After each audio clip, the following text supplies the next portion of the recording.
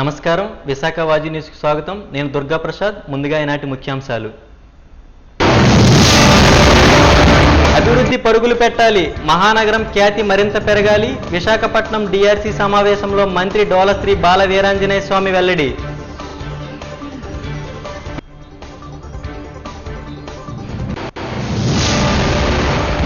ఇక నుంచి విశాఖలో ప్రతిరోజు ఒక ఈవెంట్ నిర్వహిస్తాం. ఫుడ్ ఫెస్టివల్ ప్రారంభోత్సవంలో పాల్గొన్న స్పెషల్ సిఎస్ అజయ్ జైన్ వెల్లడి.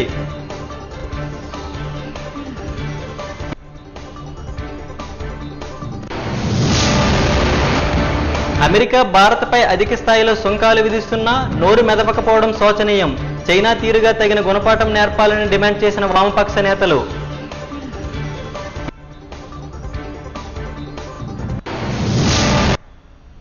ఇక డీటెయిల్స్ చూద్దాం. కూటమి ప్రభుత్వం రాష్ట్రంలో 10 మెడికల్ కళాశాలను పీపీ పద్ధతిలో అభివృద్ధి చేసేందుకు తీసుకున్న నిర్ణయంపై వైఎస్ఆర్సీపీ దుష్ప్రచారం చేస్తుందని AP Swachhandhra corporation chairman Kommareddy Pattabhiram మండిపడ్డారు. ఈ మేరకు అమరావతి ఎన్టీఆర్ భవన్ నుండి ఆయన మీడియా సమావేశంలో మాట్లాడారు. ఎన్డీఏ ప్రభుత్వం రాష్ట్రంలో అధికారంలోకి వచ్చిన దగ్గర నుంచి గతంలో పూర్తిగా భ్రష్టు పట్టినటువంటి అనేక వ్యవస్థలు, గాడి తప్పినటువంటి అనేక వ్యవస్థలు, అనేక రంగాలు, జగన్మోహన్ రెడ్డి అవినీతి ధనదాహానికి బలైపోయినటువంటి అనేక రంగాల్ని మళ్ళీ నిలబెట్టేటటువంటి ప్రయత్నం ఉధృతంగా చేస్తూ ఉంది. గౌరవ ముఖ్యమంత్రి నారా చంద్రబాబు నాయుడు గారి సారథ్యంలో గత 14-15 నెలలుగా అనేక రంగాల్ని తిరిగి నిలబెట్టడమే కాకుండా దేశంలోనే అత్యున్నత ప్రమాణాలతో వాటన్నిటినీ కూడా అభివృద్ధి చేసేటటువంటి కార్యక్రమాన్ని కూడా పెద్ద ఎత్తున చేపట్టింది.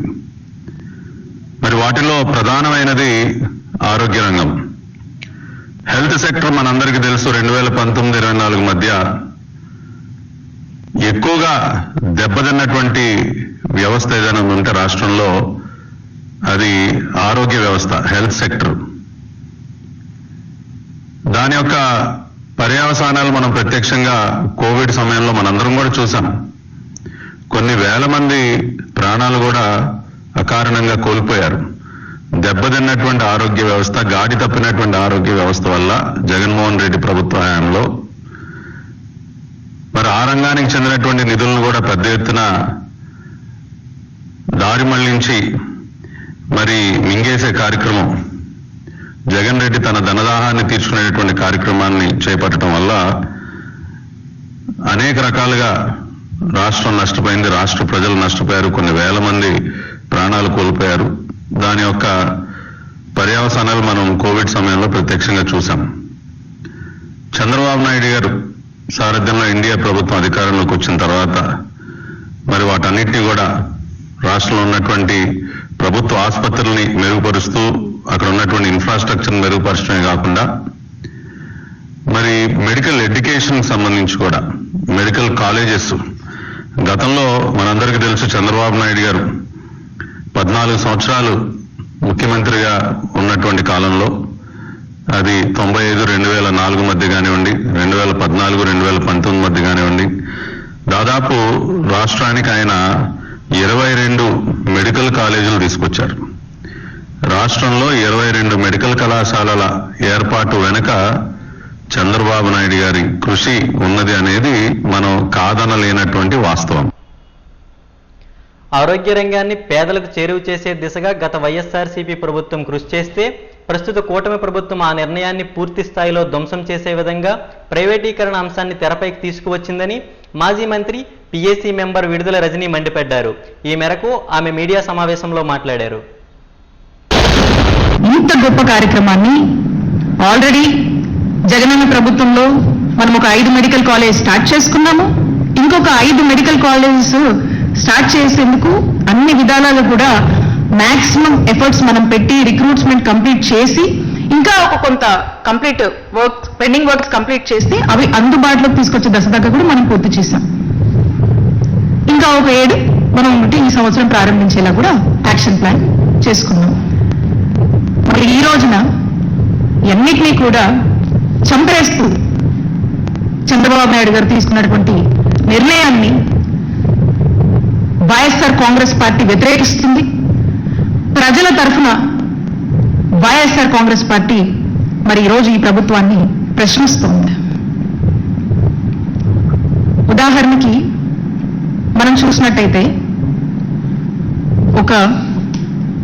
మనము ఒక గవర్నమెంట్ మెడికల్ కాలేజ్లో మనకు అఫిలియేట్ అయినటువంటి బోధన హాస్పిటల్ ఏదైతే ఉంటుందో ఆ గవర్నమెంట్ బోధన హాస్పిటల్కి ఒక రోగి, ఒక పేదవాడు ఆ హాస్పిటల్కి వస్తే అక్కడ మన జగనన్న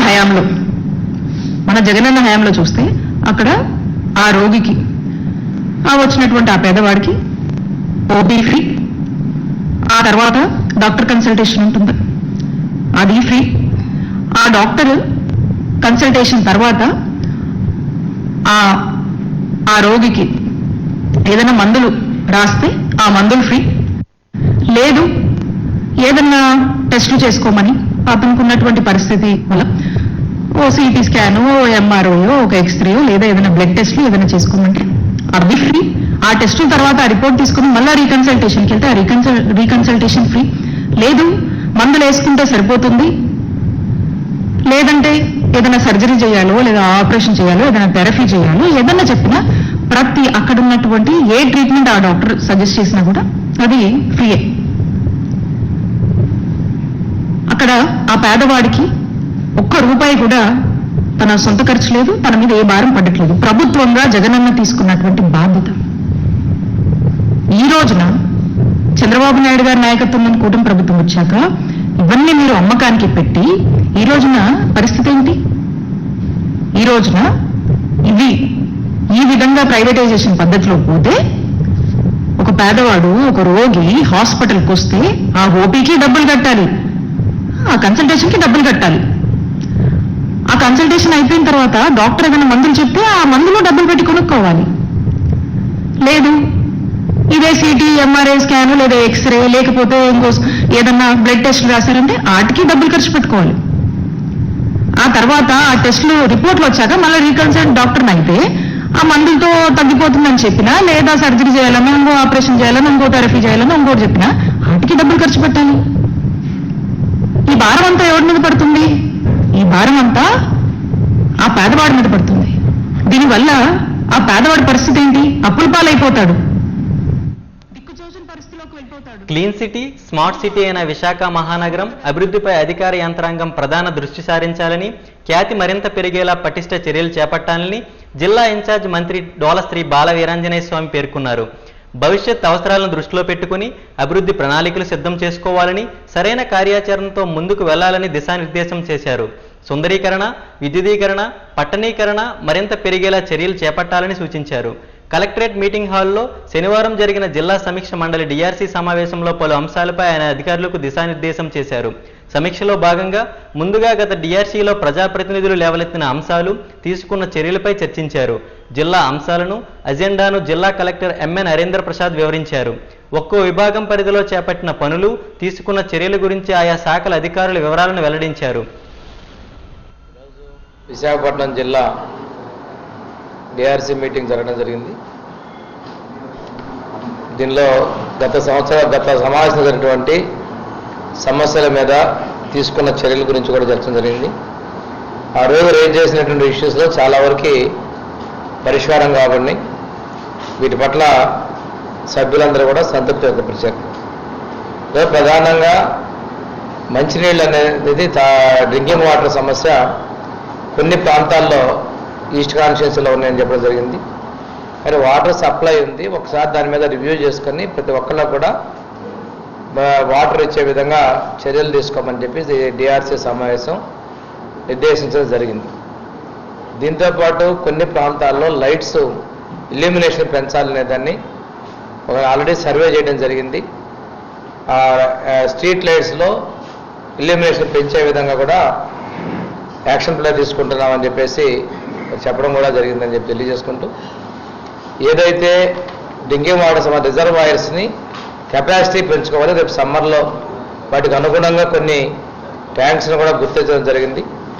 వీటిని ఇరిగేషన్ శాఖ పంపించి సమ్మర్లో ఆ కెపాసిటీ పెంచుకున్నట్లయితే రేపు మనకి పోలవరం లెఫ్ట్ కెనాల్ నుండి మనకి మన ప్రాంతానికి వచ్చే నీళ్ళకి స్టోర్ చేసే విధంగా రిజర్వాయర్స్ పెంచుకోవాలనేది కూడా ఈరోజు తీర్మానించడం జరిగింది. టిట్కో ఇళ్లకు సంబంధించి చాలా కాలం నుంచి సుదీర్ఘంగా పెండింగ్ ఉన్న అంశం. దీనిని రేపు అసెంబ్లీ సమావేశాల్లో మున్సిపల్ అడ్మినిస్ట్రేషన్ శాఖ మంత్రులు, అదేవిధంగా టిట్కో ఎండి, ఆ శాఖ సెక్రటరీస్తో ప్రత్యేకంగా ఒక సమావేశంగా కూడా ఏర్పాటు చేసుకొని ఈ సమస్యల మీద విశాఖపట్నం జిల్లా మీద చర్చిద్దామని చెప్పేసి కూడా ఈ తీర్మానాల్లో డిసైడ్ చేయడం జరిగింది. అదేవిధంగా మనకి సచివాలయాల్లో ప్రింటర్స్ ప్రాబ్లం ఉందని చెప్పేసి వాటి తీసుకురావడం జరిగింది. వాటి టెండర్స్ కూడా పిలిచిన్నారు. కొద్ది రోజుల్లో అది పూర్తి చేస్తారు కూడా వాళ్ళకి ఇష్యూ చేయడం జరిగింది.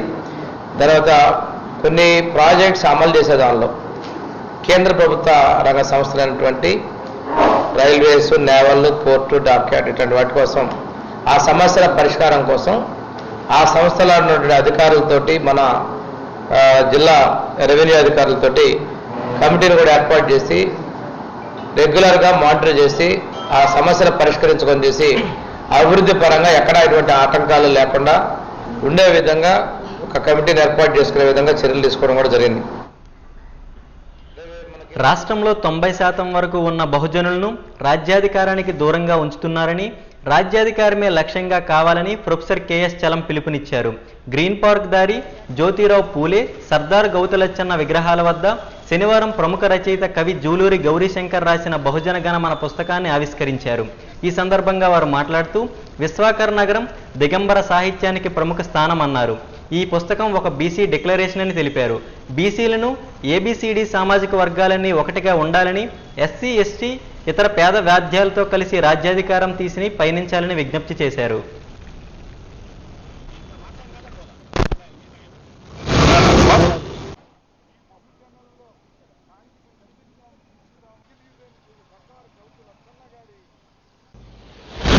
ఈరోజు చాలా శుభదినం.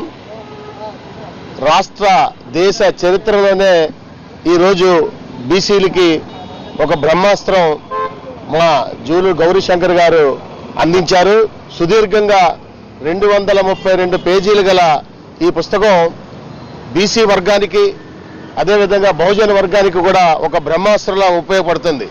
దీన్ని పూర్తిగా అవగాహన చేసుకొని ఆకలింపు చేసుకున్నటువంటి ప్రతి వ్యక్తి కూడా ఒక బ్రహ్మాస్త్రం కింద దీన్ని ఉపయోగపడుతుందని నా నమ్మకం. ఎందుకంటే కింద నెలే నాకు వారు పోస్టు ద్వారా పంపించారు, నేను చదివాను.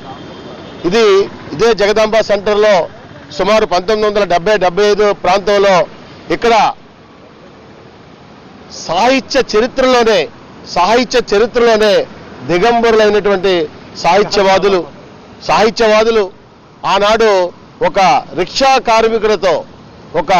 కార్మికులతో ఈ సాహిత్య పుస్తకాన్ని ఆవిష్కరించినటువంటి ఒక సంఘటన మీ ముందుంచుతున్నా. బీసీ వర్గాలకి ఈ రోజు అన్యాయం జరుగుతుందో, బీసీ వర్గాలకి కొంత రాష్ట్ర వ్యాప్తంగా కాదు ఉభయ రాష్ట్రాల్లో కూడా ఏమాత్రం కూడా న్యాయం జరగట్లేదు అనేటువంటి వారి యొక్క కళాన్ని ఈ రోజు ఈ సాహిత్య రూపంలో ఆవిష్కరించారు. 1970లో విశాఖపట్నంలోనే విరసం ఆవిర్భవించింది. అప్పుడు శ్రీశ్రీ గారి షష్ఠపూర్తి ఇక్కడ జరిగింది. తార్పి ధర్మారావు దానికి అధ్యత వహించి ఆయన అడిగాడు, కౌలారా మీరు ఎటువైపు అని. అప్పుడు విరసం ఏర్పడింది. ఇవాళ వచ్చింది.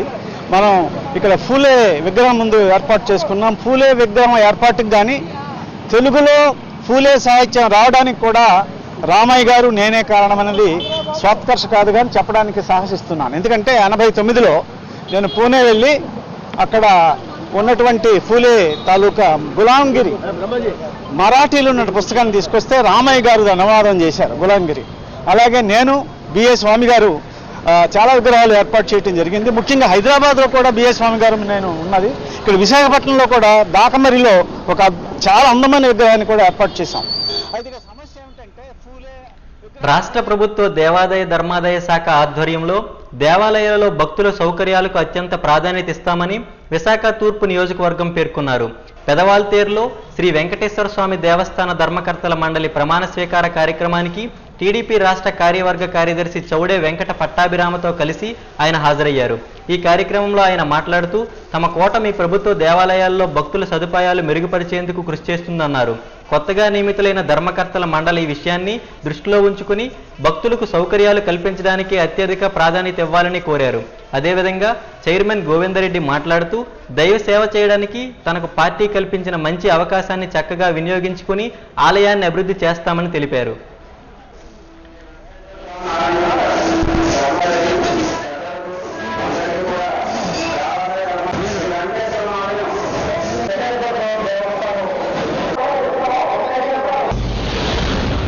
నమో వెంకటేశ.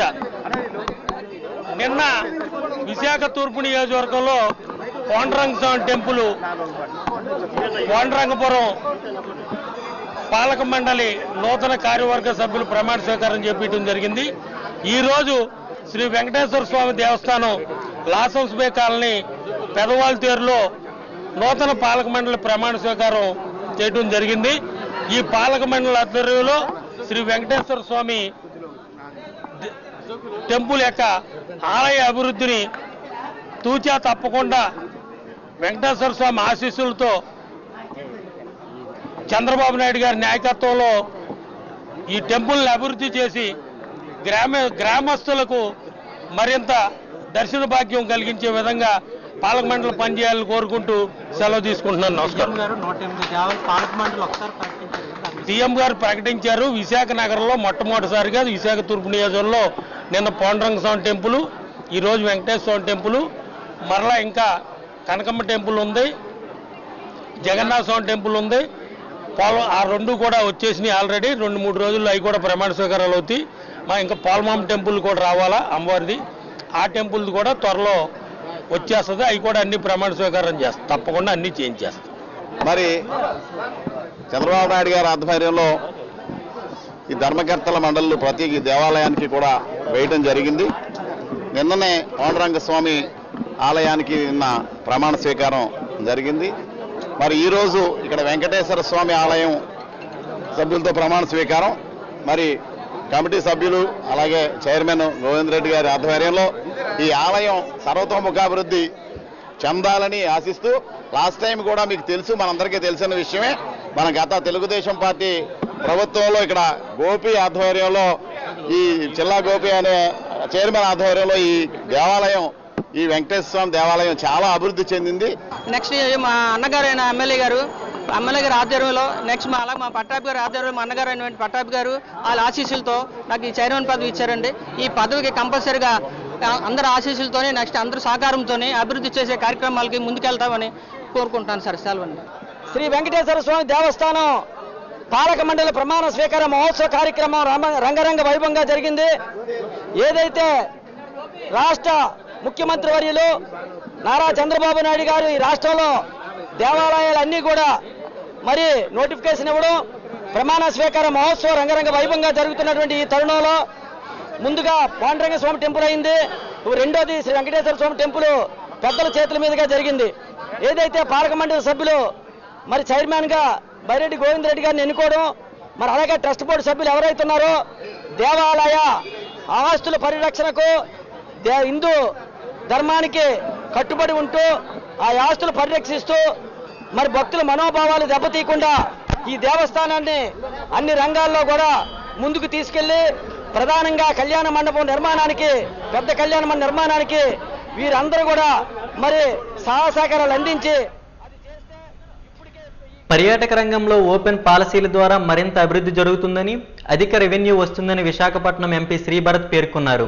దానికి తగ్గట్లు ప్రభుత్వం అధికార యంత్రాంగం చర్యలు చేపట్టాల్సి ఉందని అన్నారు. జిల్లా పర్యాటక శాఖ వివిధ అసోసియేషన్ల ఆధ్వర్యంలో ఎంజీఏ మైదానంలో ఏర్పాటు చేసిన 3 రోజుల వైజాగ్ ఫుడ్ ఫెస్టివల్ ప్రారంభోత్సవ కార్యక్రమంలో స్పెషల్ సిఎస్ అజయ్ జైన్, జిల్లా కలెక్టర్ ఎంఎన్ హరీంద్ర ప్రసాద్తో పాటు భాగస్వామ్యమైన ఎంపీ మాట్లాడారు. కార్యక్రమ నిర్వహణకు ముందు అధికారులు కాస్త టెన్షన్ పడ్డారని, వైజాగ్లో ఏ కార్యక్రమం చేపట్టినా విజయవంతం అవుతుందని వారికి ధైర్యం చెప్పానని గుర్తు చేశారు. అయితే ప్రజల నుంచి ఎంత స్పందన వస్తుందని ఊహించలేదని అన్నారు. ఇది అందరికీ స్ఫూర్తినిచ్చే విజయమని పేర్కొన్నారు. ఇలాంటి కార్యక్రమాలు ఇలాగే కొనసాగిస్తూ డిమాండ్కు అనుగుణంగా చర్యలు చేపట్టాలని సూచన చేశారు. మౌలిక వసతులు మరిన్ని కల్పించాలని, ప్రజలు దీనిపై ఫీడ్బ్యాక్ ఇవ్వాలని, పొరపాట్లు ఉంటే సరిదిద్దుకుని భవిష్యత్తులో మరింత బాగా నిర్వహిస్తామని చెప్పారు. బాగుందండి. కానీ కొంచెం రేట్లు ఎక్స్పెన్సివ్ ఉన్నాయి బాగా. ఫుడ్ ఫెస్టివల్ అయితే బాగున్నాయి, చక్కగా బాగా ఆర్గనైజ్ చేశారు. Thank you. బాగుంది అని బాగుంది, చాలా బాగుంది. నేను కూడా ఇక్కడ విశాఖపట్నంలో ఒక రెసిడెంట్ని అండ్ ఈ రోజు ఈ ఫుడ్ ఫెస్టివల్ రావడం చాలా ఆనందంగా అనిపించింది. చాలా రకాల ఐటమ్స్ ఉన్నాయి, from national to international, continental, everything is available here. So grateful to have this, and I want to thank AP Tourism for organizing such a great event here in the Sweaty Coast of Visakhapatnam. Thank you all. Andhra Pradesh రాష్ట్ర ప్రభుత్వం మరియు హోస్టలియర్స్ association వారు ఒక సహకారంతో Vizag food festival అనేది ఏర్పాటు చేయడం జరిగింది. పెద్ద ఎత్తున ప్రజలు రావడం చాలా సంతోషం. వాళ్ళందరికీ కూడా ప్రత్యేక ధన్యవాదాలు తెలియజేస్తున్నాను. రాబోయే రోజుల్లో కూడా చాలా ఈవెంట్స్ మనము గౌరవ ముఖ్యమంత్రి వాళ్ళ ఆదేశాల మేరకు ప్లాన్ చేస్తున్నాము. ప్రతి నెల కూడా ఒక మంచి ఈవెంట్ ఏర్పాటు చేసే విధంగా నవంబర్లో భీమ్లీ ఉత్సవ్, అదేవిధంగా డిసెంబర్లో విశాఖ ఉత్సవ్, అదేవిధంగా ఫిబ్రవరి నెలలో ఇంటర్నేషనల్ ఫ్లీట్ రివ్యూలో భాగంగా కల్చరల్ యాక్టివిటీ సిటీ పరేడ్ అనేది కూడా ఏర్పాటు చేయడం జరుగుతుంది.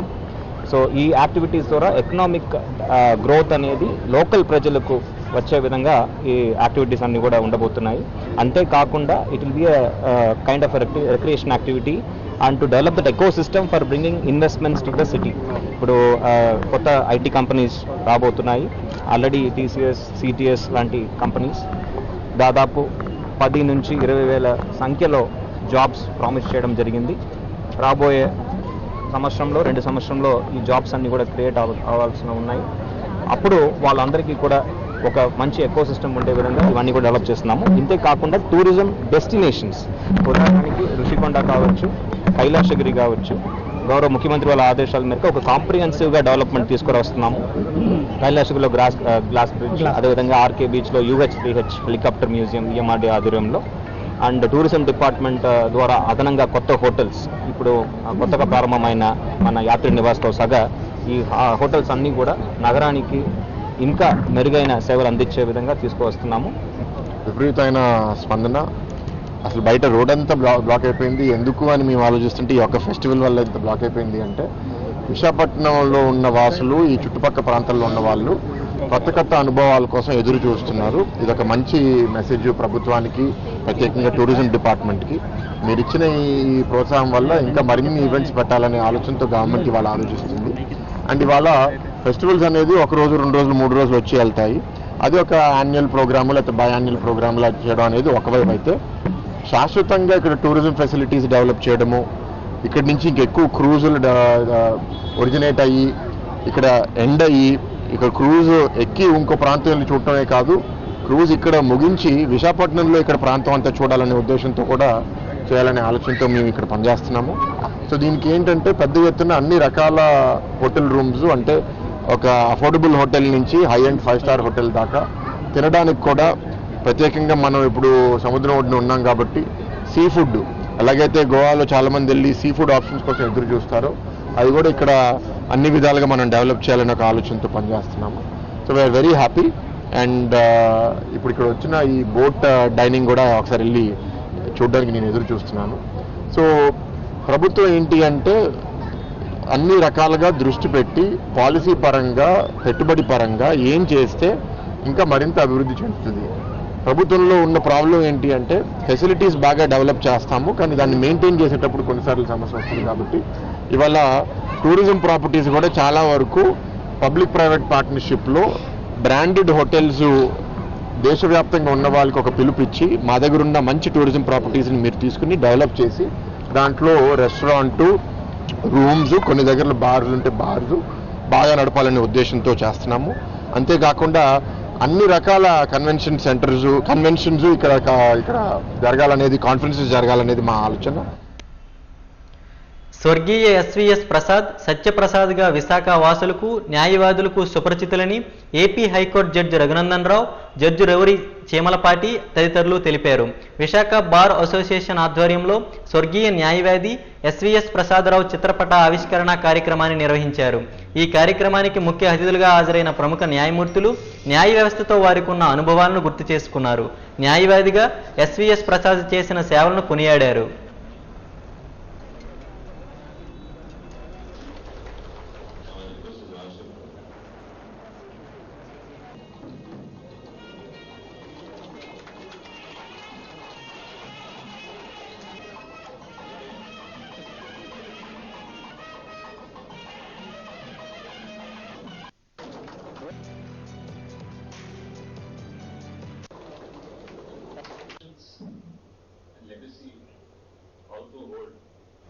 shoulders. Everybody knows that's very difficult. Sivaram కన్నా తెలియని వాళ్ళు అనుకునేవాడిని.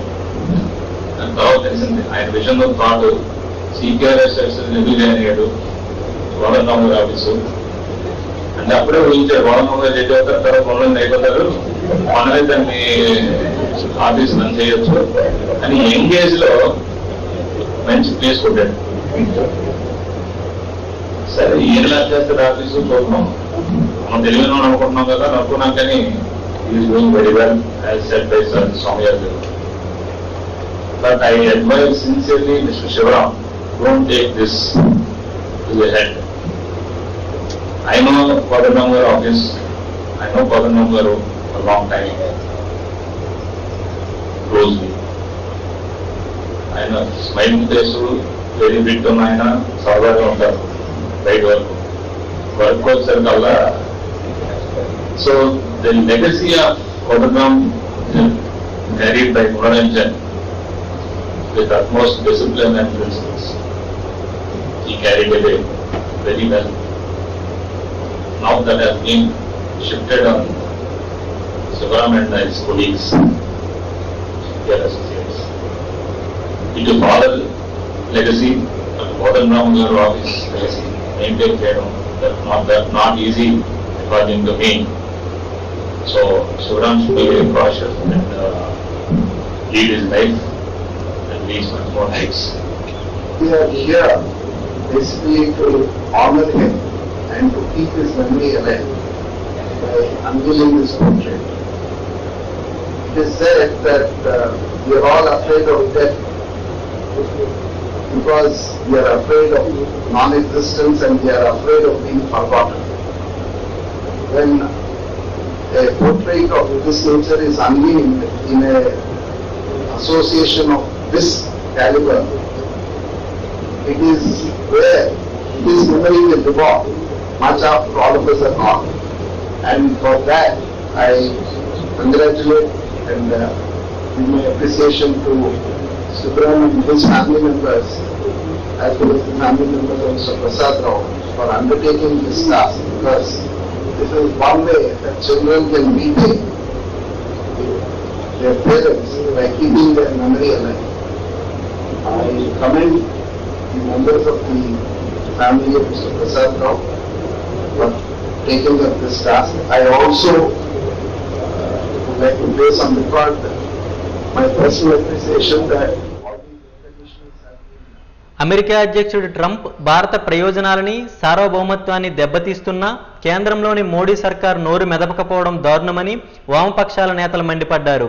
వామపక్షాల ఆధ్వర్యంలో అమెరికా అధ్యక్షులు ట్రంప్ విధిస్తున్న సుంకాలను వ్యతిరేకిస్తూ దేశ ప్రయోజనాలను కాపాడేందుకు సార్వభౌమత్వ పరిరక్షణకు కేంద్ర రాష్ట్ర ప్రభుత్వాలు నిలబడాలని వారు డిమాండ్ చేశారు. జీవీఎంసీ గాంధీ విగ్రహం వద్ద ఈ ధర్నా చేపట్టారు. ఈ సందర్భంగా వారు మాట్లాడుతూ భారతీయ సరుకుల దిగుమతులపై సుంకాన్ని 50% పెంచుతూ అమెరికా అధ్యక్షుడు ప్రకటించడం ప్రస్తుత ఉత్పత్తులపై తీవ్ర ప్రభావం పడుతుందన్నారు. ఈ విషయంలో చైనా అమెరికాకు సరైన గుణపాఠం నేర్పిందని, మన ప్రధాని మోడీ మాత్రం మౌనం వహించడం శోచనీయమన్నారు.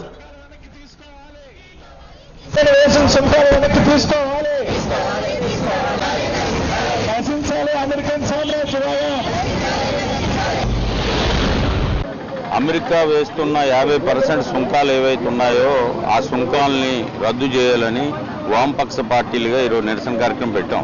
ప్రధానంగా ఈరోజు అమెరికాకి మనం ఇక్కడి నుంచి ఎగుమతి చేస్తున్న సుంకాలు, ఇప్పుడు ఆక్వా నుంచి వ్యవసాయ ఉత్పత్తులు కానీ, తోలు పరిశ్రమ కానీ, స్టీల్ కానీ, ఇతర అనేక పరిశ్రమలు అనేది ఈరోజు వేలాది మంది కార్మికులు అనేది పనిచేస్తున్నారు.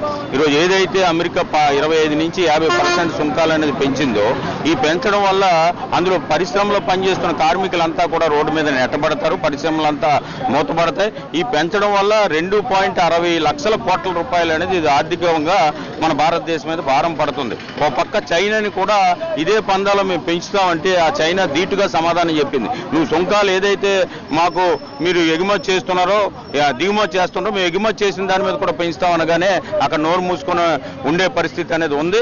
ఈరోజు ఏదైతే రష్యా నుంచి ఆయిల్ అనేది కొనుగోలు చేస్తున్నాం, ఈ రష్యా నుంచి కొనుగోలు చేస్తున్న నెపంతో ఈరోజు కావాలనే ట్రంప్ అనేది ఈరోజు 50% అనేది సుంకాలు అనేది పెంచారు.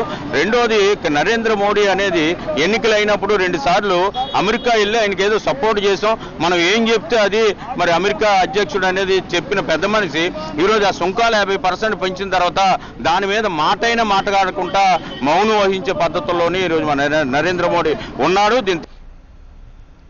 వాజీ న్యూస్ ముగించే ముందు ముఖ్యాంశాలు మరొకసారి చూద్దాం. అభివృద్ధి పరుగులు పెట్టాలి, మహానగరం ఖ్యాతి మరింత పెరగాలి. విశాఖపట్నం డిఆర్సీ సమావేశంలో మంత్రి డోలశ్రీ బాల వీరాంజనేయ స్వామి వెల్లడి.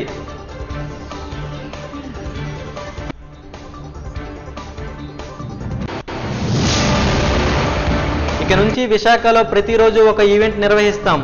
ఫుడ్ ఫెస్టివల్ ప్రారంభోత్సవంలో పాల్గొన్న స్పెషల్ సిఎస్ అజయ్ జైన్ వెల్లడి.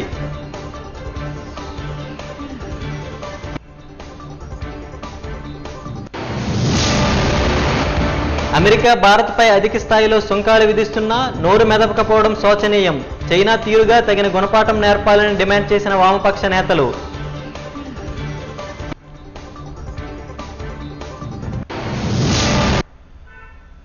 వాజీ న్యూస్ ఇంతటితో సమాప్తం. మరిన్ని విశేషాలతో మళ్ళీ కలుద్దాం.